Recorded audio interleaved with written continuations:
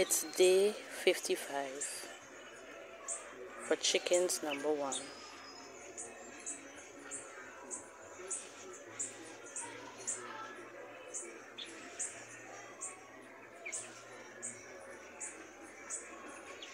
All 5 are still here. Regrettably, this would be day 30 for chickens number 2. I have not seen hen and her 3 chickens. I don't know what have become of them.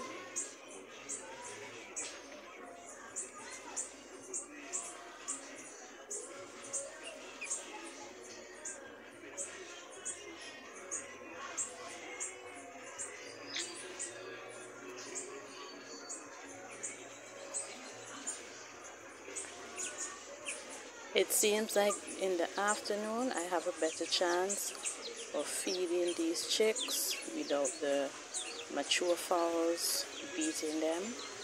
So this is in the late afternoon, any minute now. They will retire to their little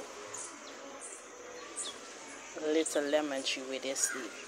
I'm sure they're going to run now. I'm seeing a cock coming towards them and they're going to disperse right now.